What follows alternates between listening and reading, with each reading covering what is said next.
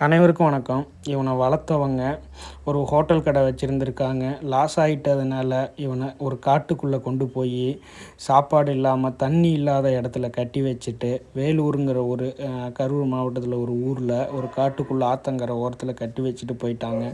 அங்கே இருந்த ஒரு சில குடிகார மனிதர்களும் ஒரு சில குழந்தைகளும் இவனை கல் எடுத்து அடித்து காலெல்லாம் அடித்து வீங்க வச்சு கண்ணெல்லாம் ஒரு கண்ணு மொழியே சிவப்பாக இருக்குது. அந்த மாதிரி பாவத்தையும் பண்ணியிருக்காங்க. ஆனால் இந்த மாதிரி நல்ல மனிதர்களும் இருக்காங்க. சாந்தி அம்மா, இவங்க பேர் சாந்தி, வேலூரில் இருக்காங்க.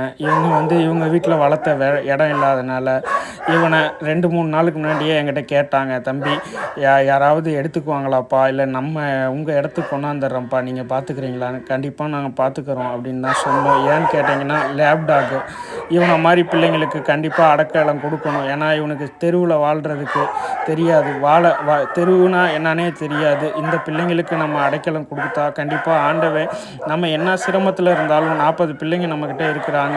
என்ன சிரமத்தில் இருந்தாலும் ஆண்டவன் ஏதோ ஒரு மூலமாக இவங்களுக்கு உணவு கொடுக்கறதுக்கும் உங்கள் மூலமாக உதவி பண்ணுவார்னு நம்பிக்கையில் நம்ம இந்த சேவையை தொடர்ந்து பண்ணிகிட்ருக்குறோம்.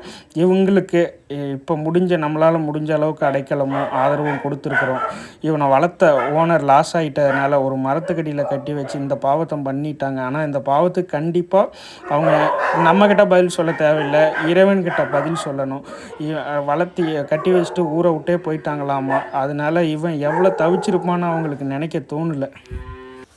இவனை வளர்த்தவங்க ஏதோ ஹோட்டல் கடை வச்சு லாஸ் ஆகினதுனால கட்டி வச்சுட்டு ஊரை விட்டே போயிருக்காங்க. ஆனால் இவனை நினச்சிருந்தா கொண்டு போய் இவனையும் வளர்த்திருக்கலாம். அவங்களோட மனசு இதை ஒரு உயிராக பார்க்க தெரியலையான்னு தெரில, இல்லை இதை நாய் தான் விட்டுட்டு போயிட்டாங்களான்னு தெரில. ஆனால் எது பண்ணாலும் கண்டிப்பாக பாவம் தான். அந்த பாவத்துக்கு அவங்க இறைவன்கிட்ட பதில் சொல்லணும். இவன் பண்ண புண்ணியத்துக்கு நம்மக்கிட்ட நல்ல முறையில் இருப்பான்னு நான் நம்புகிறேன். நன்றி.